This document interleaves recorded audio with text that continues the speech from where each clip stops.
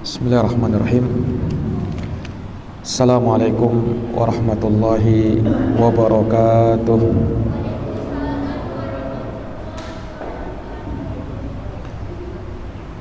Alhamdulillah. Alhamdulillahi rabbil alamin. Wa bihi nasta'inu ala umuri dunya waddin. Asyhadu an la ilaha illallah wahdahu la syarikalah, ilahul awwalina wal akhirin. Wa asyhadu anna Muhammadan abduhu wa rasuluhu as-sadiqul amin, sallallahu alaihi wa ala alihi wa sahbihi wa man tabi'ahum bi ihsanin ila yaumiddin wa sallama tasliman katsira. Amma ba'd. Subhanaka la ilma lana illa ma 'allamtana innaka antal alimul hakim. Allahumma 'allimna ma yanfa'una wanfa'na bima 'allamtana wa zidna ilman ya karim. Rabbi shrah li sadri wa yassir li amri wahlul 'uqdatam min lisani yafqahu qawli. Ma'asyaral muslimin wal muslimat, hadirin wal hadirat, bapak-bapak, ibu-ibu dan saudara-saudari sekalian, jamaah salat maghrib yang dirahmati dan dimuliakan oleh Allah. Alhamdulillah, alhamdulillahi bi ni'matihi tatimmu shalihat. Segala puji hanya bagi Allah yang dengan nikmat-nikmatnya tertunai segala amal-amal kebajikan.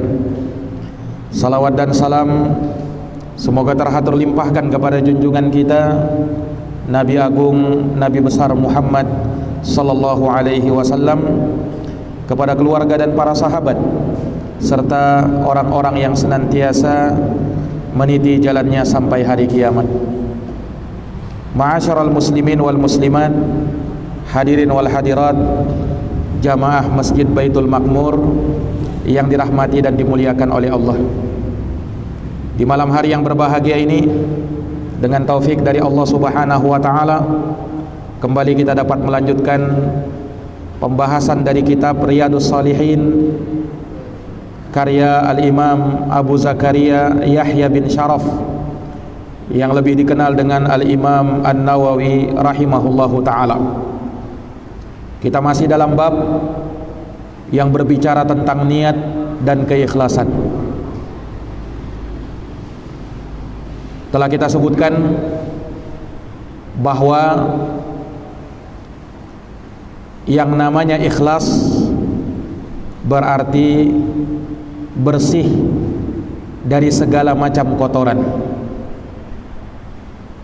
Orang yang niatnya ikhlas, maka tidak ada yang dia inginkan kecuali mengharapkan wajah Allah Subhanahu wa taala dan pahala di sisi Allah Subhanahu wa taala. Sehingga tatkala dia beribadah kepada Allah, dia maksudkan, dia fokuskan ibadah itu betul-betul dia inginkan dengannya supaya mendapatkan derajat yang tinggi di sisi Allah Subhanahu wa taala. Bukan orang yang beribadah dan tatkala meninggalkan ibadah tersebut, mungkin karena satu dan lain hal dia merasa malu, atau dia berkata, apa kata orang. Yang seperti ini menunjukkan bahwa ada sesuatu di dalam niatnya yang tidak tulus kepada Allah. Saya kasih contoh, misalnya ada orang yang melakukan ibadah kurban dan dia terbiasa memang tiap tahun melakukan ibadah kurban. Nah, di suatu tahun mungkin karena sulit ekonomi, dia sulit untuk bisa melakukan ibadah kurban itu. Akhirnya dikatakan kepadanya oleh salah seorang keluarganya, kayaknya tahun ini kita tidak bisa kurban. Apa dia bilang? Tidak bisa. Malu saya kalau tidak berkurban. Apa kata orang kalau saya tidak kurban? Lihat ucapannya dia. Apa kata orang? Ini menunjukkan bahwa ada sesuatu di dalam niatnya, di dalam ibadahnya dia. Kalaulah dia tulus, kalaulah dia ikhlas, dia tidak memikirkan hal yang demikian. Ini para jamaah sekalian yang dirahmati dan dimuliakan oleh Allah. Ini perkaranya memang agak samar. Makanya orang yang kemasukan riya di dalam amalannya terkadang itu tanpa terasa, Pak. Maka benarlah apa yang disabdakan oleh Nabi, bahwa yang namanya asyirkul khafi, syirik yang tersembunyi itu, akhfa min dabibin namal, lebih samar dari langkah-langkah semut, ala sofatis sauda, di atas batu yang berwarna hitam. Saking samarnya digambarkan Nabi seperti itu. Nah, kita jangankan langkah semut, semutnya saja mungkin kadang sulit bagi kita untuk melihatnya. Nah, di sini Rasulullah menggambarkan saking terkadang samarnya riya itu bisa masuk di dalam ibadah yang terkadang sudah lama dilakukan oleh seseorang. Oleh karena itu, senantiasa dan terus menerus kita mengoreksi yang namanya niat-niat kita sebelum kita melakukan ibadah kepada Allah Subhanahu wa ta'ala. Ini para jamaah sekalian yang dirahmati dan dimuliakan oleh Allah. Sama ketika ada orang yang melakukan ibadah yang besar, misalnya haji dan umrah, ini terkadang bisa disusupi niat-niat yang tidak baik. Ada orang yang mau haji, mau umrah, niatnya untuk mencari status sosial di tengah masyarakat, ya supaya saya ini dihargai orang lah.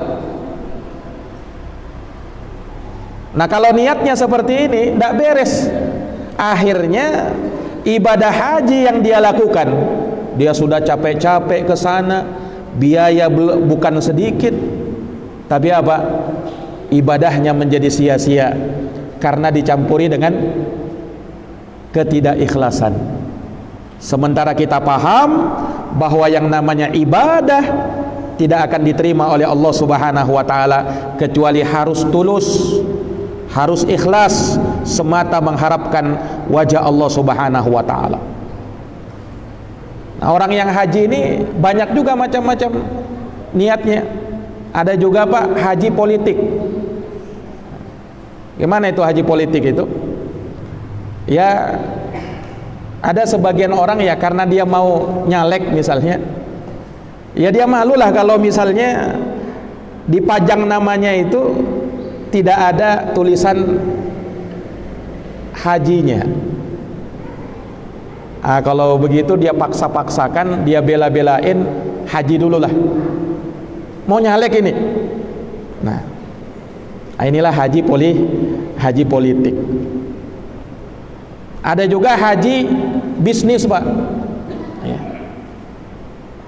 Ya karena mungkin dia mau buka warung atau apa, akhirnya ya dia malu kalau misalnya dia kasih nama warungnya atas nama dia, kemudian tidak ada hajinya.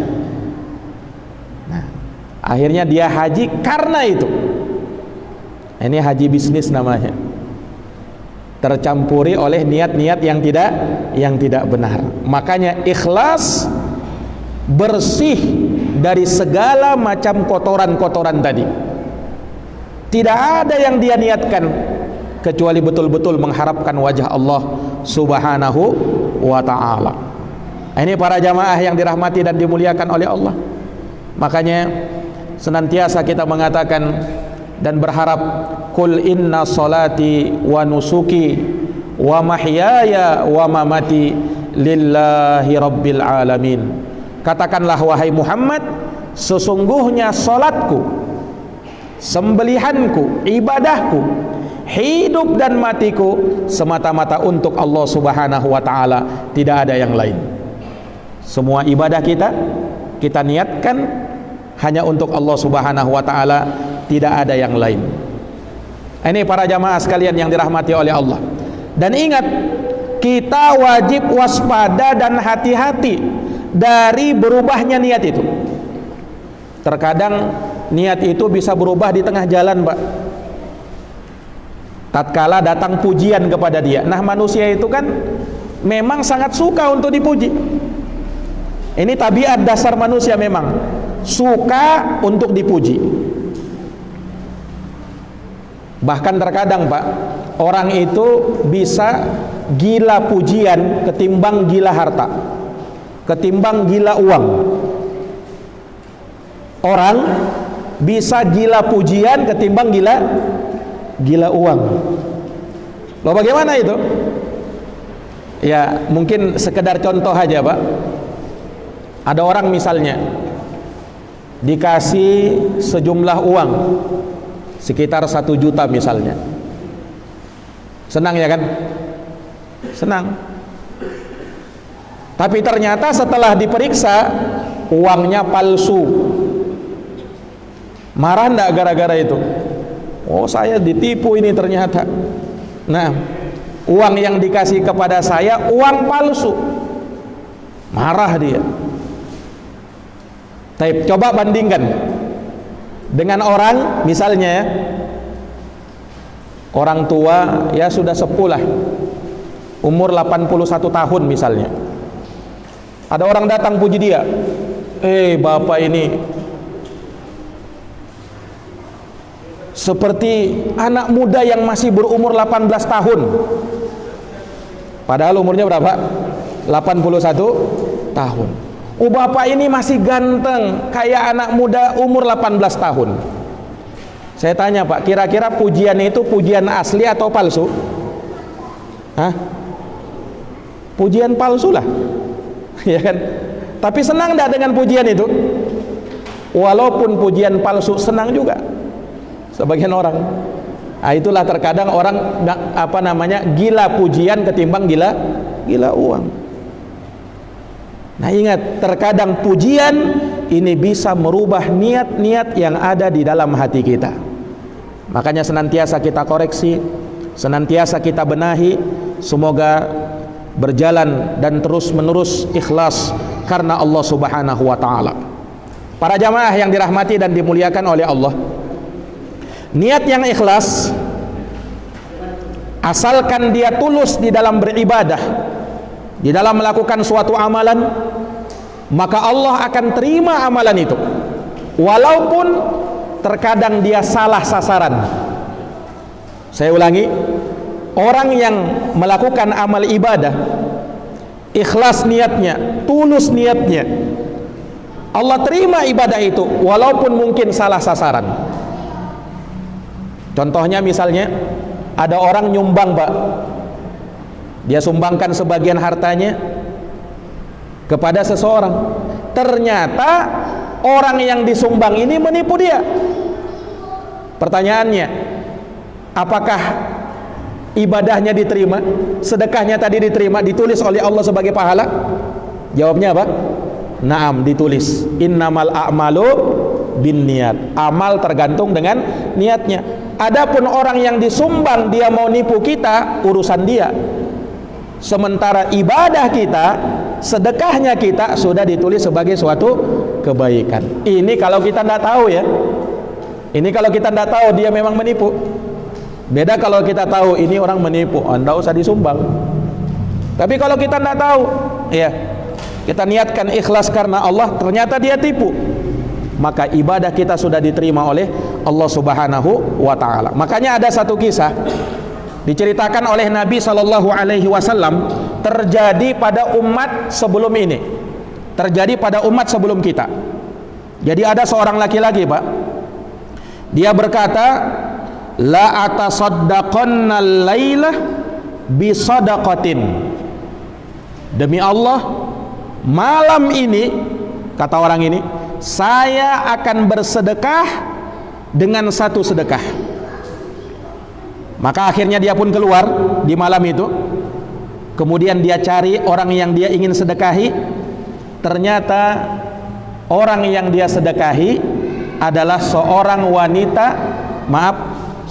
wanita pezina, pelacur, Pak. Dalam keadaan dia tidak tahu yang disedekahi ini adalah seorang wanita yang begitu. Maka di pagi harinya, ya, fa asbahu yatahaddatsun, manusia pun bercerita. Apa kata orang? Tusuddiqal lailah ala zaniyah.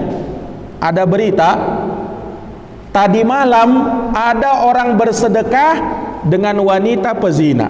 Kok bisa-bisanya itu? Akhirnya tersebar beritanya sampai kepada orang yang bersedekah tadi. Maka dia berkata, Allahumma lakal hamd ala zaniyah. Ya Allah, segala puji bagimu ya Allah. Ternyata yang saya sedekahi wanita pezina ya Allah. Maka akhirnya dia berkata lagi, kalau begitu la atasaddaqanna bisadaqatin. Saya mau ulang. Saya mau sedekah lagi dengan satu sedekah pada malam hari ini. Karena yang tadi itu, yang kemarin itu salah. Akhirnya dia pun keluar di malam hari. Dia cari orang yang dia ingin sedekahi. Ternyata ketemu dan dia berikan kepada orang tersebut. Ternyata yang disedekahi orang kaya, bukan orang miskin, orang kaya. Dalam keadaan dia tidak tahu. Maka keesokan harinya fa asbahu yatahaddatsun, manusia pun bercerita lagi. Apa kata orang? Tusuddiqal lailah alal ghani. Tadi malam ada orang yang bersedekah dengan orang kaya. Bisa-bisanya orang kaya disedekahi.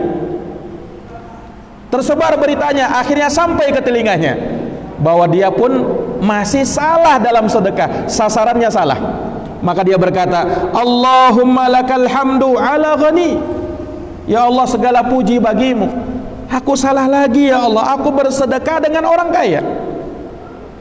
Maka dia betul-betul la atasaddaqanna hadhihi lailah bisadaqatin. Kalau gitu saya mau ulang lagi, demi Allah saya mau bersedekah malam ini. 2 hari saya sudah salah dalam sedekah. Maka dia betul-betul yang ketiga ini, dia cari, ya, orang-orang, dia teliti betul. Di malam hari dia penuh hati-hati nih. Dia ketemu, oh ini kayaknya pas ini sudah. Maka dia berikan sedekahnya kepada orang tersebut. Ternyata yang disedekahi adalah pencuri. Lebih parah lagi, ternyata yang disedekahi adalah seorang pencuri. Mau nyuri di rumah orang, tapi dapat sedekah. Maka keesokan harinya tersebar lagi berita, tusuddiqal lailah. Malam ini ternyata tadi malam ada orang yang bersedekah dengan seorang pencuri. Bisa-bisanya dia menyedekahi seorang pencuri. Maka tersebar beritanya, akhirnya sampai ke telinganya. Dia mengatakan, Allahumma lakal hamdu ala sarid. Ya Allah, segala puji bagimu. Ya kali ini salah lagi saya bersedekah dengan seorang pencuri. 3 malam berturut-turut salah dalam bersedekah. Malam yang pertama dia sedekahi wanita pezina. Malam kedua dia sedekahi orang kaya. Malam ketiga dia sedekahi orang pencuri. Subhanallah. Para jamaah yang dirahmati dan dimuliakan oleh Allah. Perhatikan di dalam hadits ini, ya. Ternyata Allah Subhanahu wa taala menerima sedekah orang tadi. Disebutkan oleh Nabi, fa'utiya yaumal qiyamah. Dia pun didatangkan pada hari kiamat. Faqila lahu, maka dikatakan kepadanya, amma sadaqatuka faqad qubilat. Adapun sedekah kamu yang kamu bersedekah 3 malam berturut-turut itu, sedekahmu diterima, pahalanya tetap tersimpan di sisi Allah Subhanahu wa taala. Loh kok bisa begitu?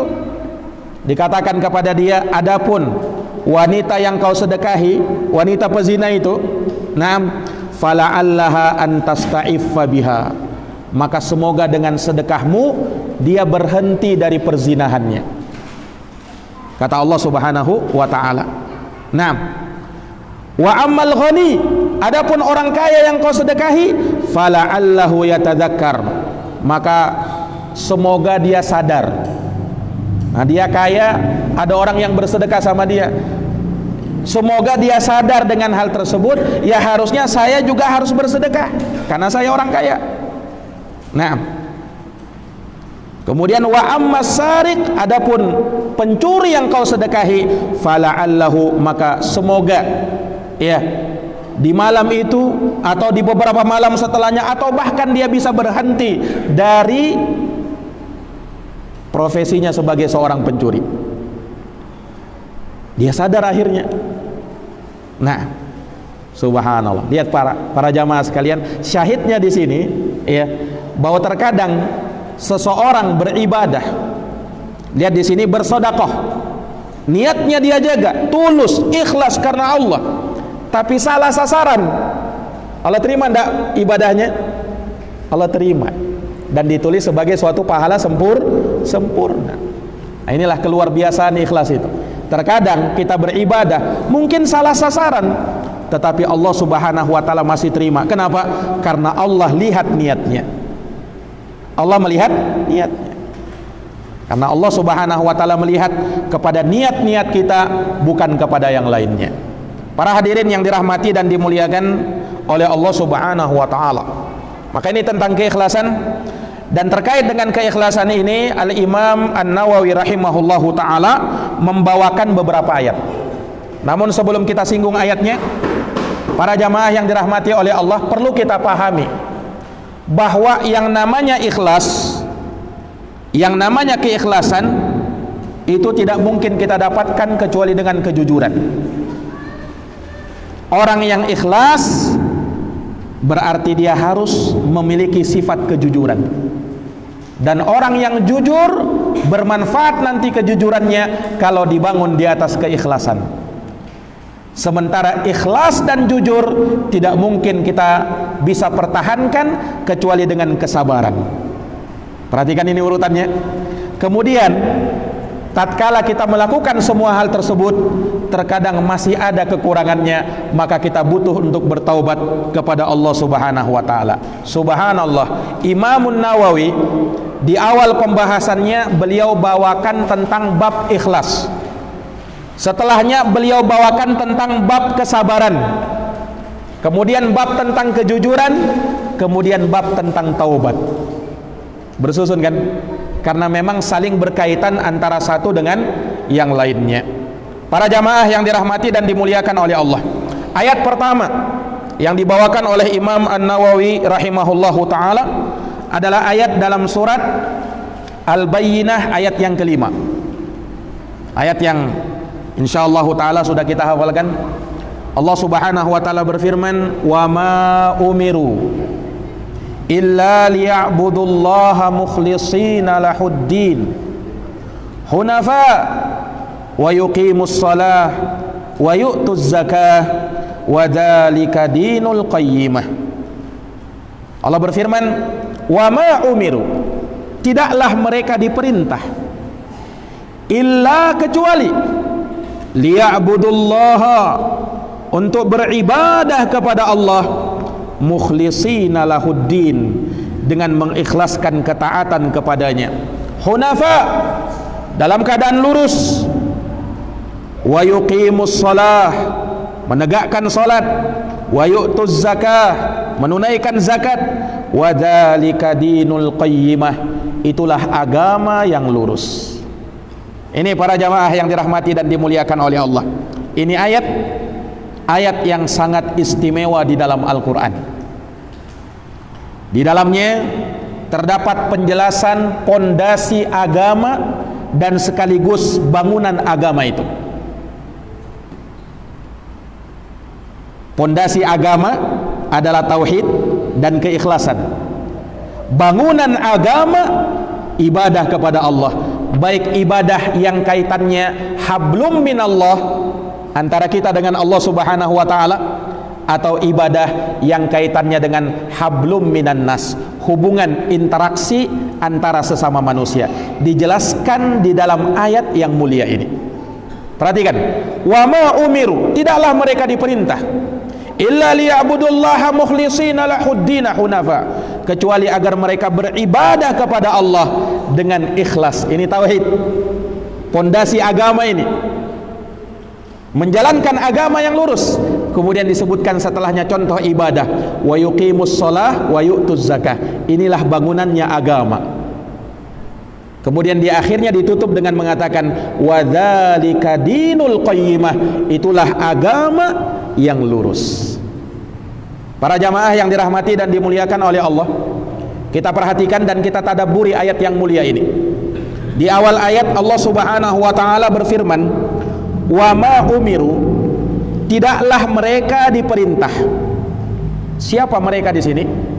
Manusia, seluruh manusia. Tidaklah manusia itu diperintah oleh Allah, menunjukkan bahwasanya agama ini dibangun di atas perintah. Ada yang diperintah, ada yang dilarang. Perintah kita jalankan, larangan kita jauhi dan tinggalkan.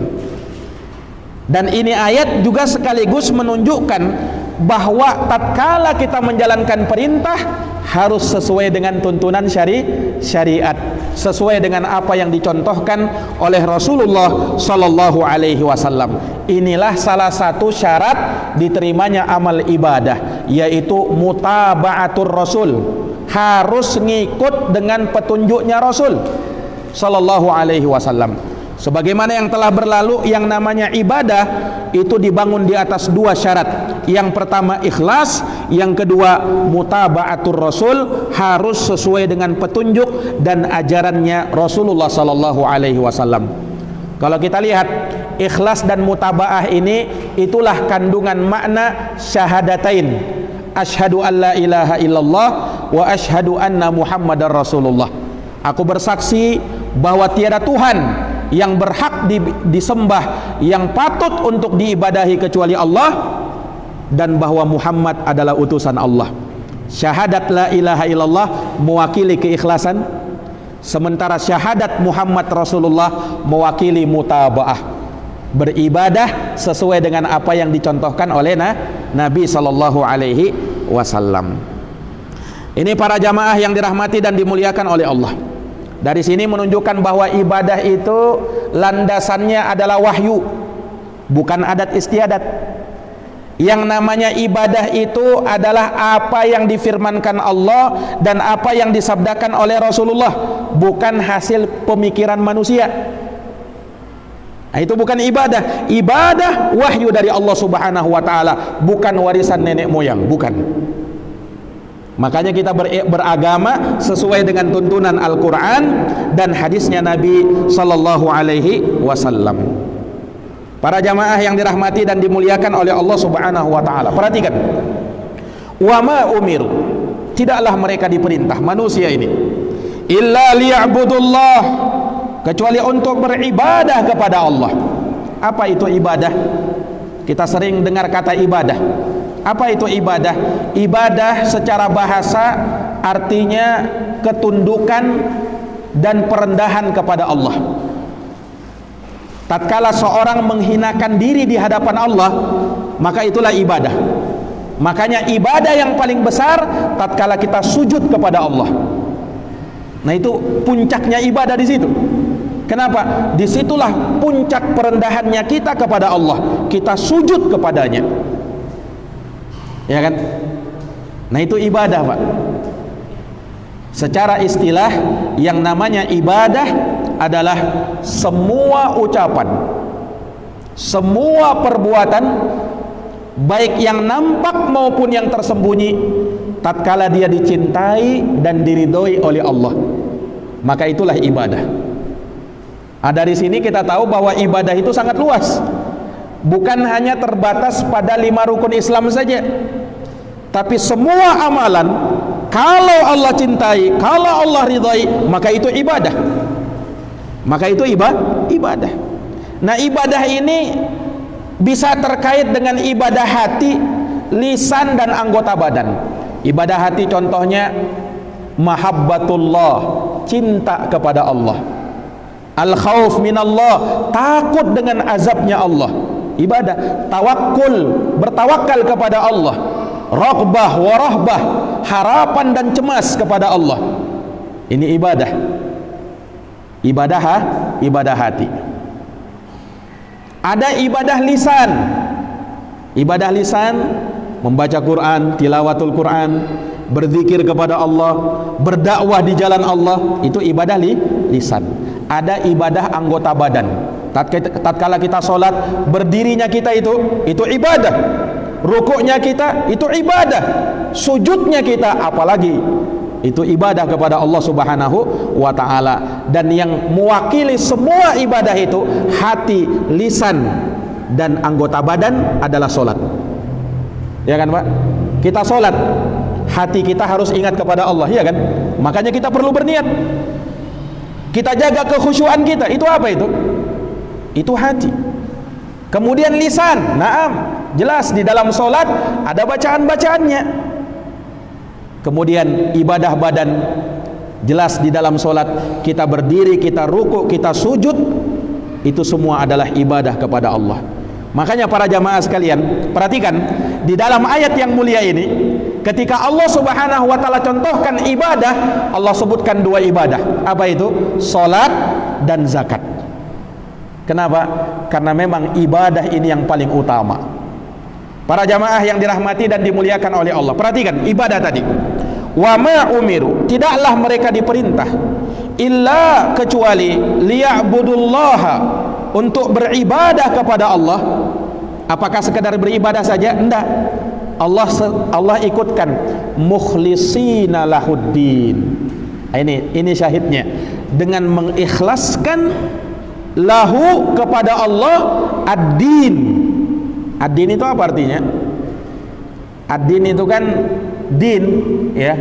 Secara bahasa dia punya 3 makna Pak dalam agama kita. Secara umum kalau dibilang din itu artinya agama. Inna dina indallahil Islam. Agama yang diridhoi di sisi Allah hanyalah Islam. Din berarti agama. Tetapi din itu tidak selamanya bermakna agama. Din juga bisa bermakna hari kiamat. Din juga bisa bermakna hari kiamat. Nah, itulah ayat yang sering kita baca, yang sering kita dengarkan. Maliki yaumiddin. Apa artinya itu? Yang menguasai hari, jangan diterjemah hari agama. Dan nyambung, hari pembalasan, hari kiamat. Berarti din bermakna hari pembalasan, hari kiamat. Dan terkadang din bisa bermakna ibadah, amalan, ketaatan kepada Allah. Contohnya ayat ini, illa liya'budullaha mukhlisina lahuddin, dengan mengikhlaskan apa?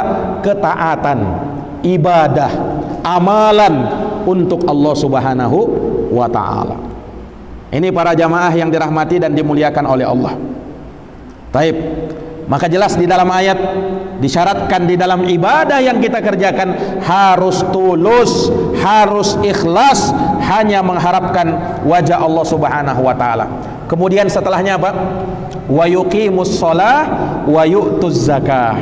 Mereka menegakkan salat dan menunaikan zakat. Perhatikan jamaah, bukankah salat dan zakat itu ibadah?